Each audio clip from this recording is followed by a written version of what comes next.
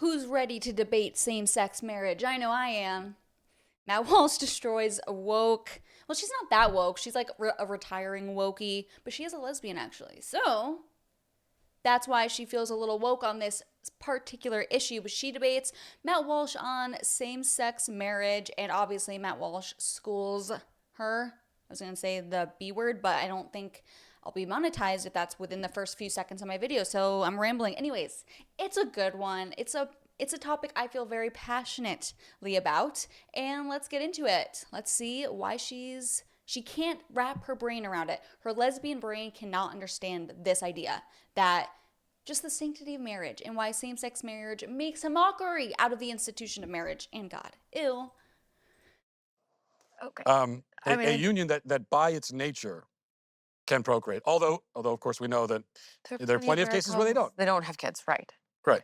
And But I would say that it's not marriage that makes a baby, it's sex between a man and a woman that makes a baby, and yeah, anybody marriage can doesn't do make the that, baby. Right. You're right. married or not. And Marriage is there to protect and solidify that family for when the baby is created. Of course, the marriage doesn't create the baby, but the marriage is there very much there for the baby. but then why would you deny children in a gay family to have those protections? Because there are tons of them. Oh my gosh. No, we should be very, like, we should actually be protecting children from gay families. Yes, I don't know how, to what extent I can say this on YouTube, so maybe I have to kind of shut my mouth, but I personally think that children need a mother and a father. That's what I think. And I don't think I can go more deep into it because I don't know if it's going to be like hate speech, like I'm targeting a community. I'm not trying to target the community. This is just my opinion, and I'm a Christian, okay? Sue me. There are over 1,100 rights that come with marriage. I'm a tax-paying American. Why would I be denied that? I mean, the list is like insane. It's everything from making spousal medical decisions, being able to jointly adopt a kid, joint filing of taxes. I mean, the list is so long. Property tax exemptions. It's 1,100. And these are things that I do want to be able to protect my wife when I die, to pass our things on to her, for her to be able to visit me whenever, if I'm sick, for her to be able to say DNR if I'm dying, and vice versa. And then there's all kinds of things that protect kids. Like, what if I was a scumbag and I don't want to pay for the two kids that I had from my previous relationship? Like, I legally have to do that. Like, well, if we were married, I did not marry this woman, but I protect my kids. But imagine if I was a scumbag, if we were married, there's laws that I have to take care of them. And if she said, well, you know, the boy child's mine, I would have no right to the child if I didn't have the rights that are provided. She could take my son and boogie.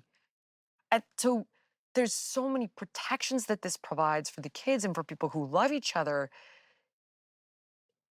that I can't understand. I get why you feel like, hey, you're threatening what I have that's special. I don't agree with it, but I understand it. And I wish there was a way for me to make you But not feel it's diminished. not you threatening; it's the societal recognition um, of it as a marriage. The trying to equate it with what I would consider to be true marriage.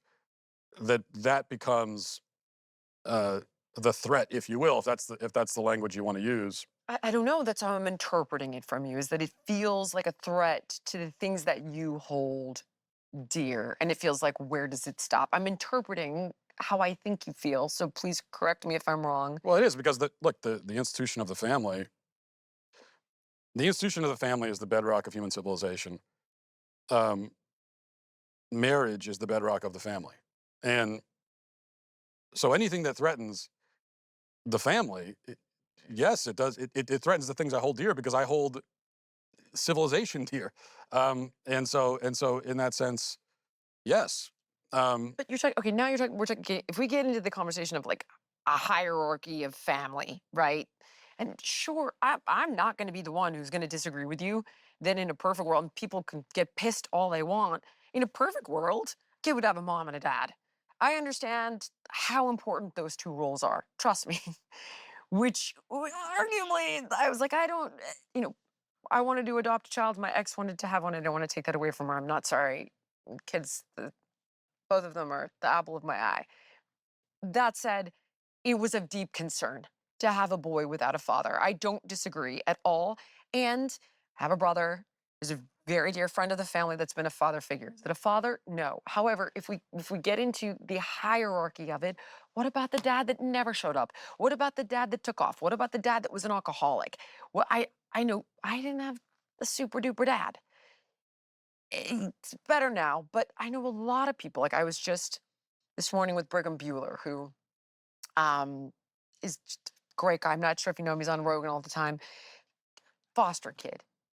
And I was talking about speaking with you. He's like, well, love is the most important thing. I was like, I would say that. That would be my argument because from a hierarchical perspective, I get where she's coming from, and there's like, I used to think this way when I was not a Christian and I was, more libertarian.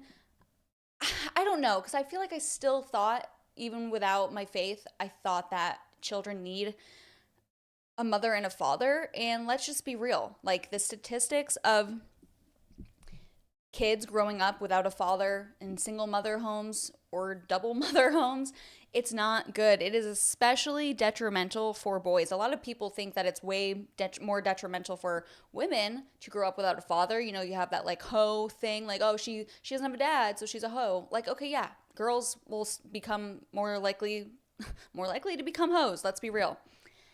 But they actually excel in school. It doesn't affect them really, besides their ability to keep their legs shut. But when it comes to boys, they get way more aggressive. They act out. They need that discipline that only a father can really bring. It's like really not the mother's place to be the disciplinary. At least that's how we run things in our household, which thank you, God, for that, because I would hate to have to be.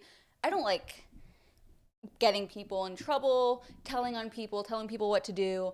I don't like I don't want to be the bad guy to my little baby girl. Let's just be honest. So I'm happy that my husband takes that burden off my shoulders. But where was my point? Oh, yeah. Boys need that. Boys need that from their father. And they get worse grades in school. That's why you see women excel. They excel when it comes to education. They are the ones that are, by and large, graduating from college, getting the degrees, because there's more single mothers, there's more broken families, and it doesn't affect women, it affects the boys. And their boys are way more likely to be incarcerated, commit violent crimes, go to jail. I just said that. Stupid. What's the other one? Oh, yeah. They're less likely to make good money from a career. So it F's boys over, okay? So, yeah, we need a man and a woman. And I know this is a same sex marriage debate, but that's what they're talking about now. So let's get back to it. I'll give you the top of the mountain. But then I think love, and that would be, a marriage without love, I think you lose too. So if you said man, woman, love, I would go, yes, I'm with you, number one. But when in the world are you getting this unicorn society? Like, your house might be that, and that's wonderful. But I would tell you, I don't think the majority are. And I think providing kids with love and structure is the most important thing if you don't have this perfect scenario.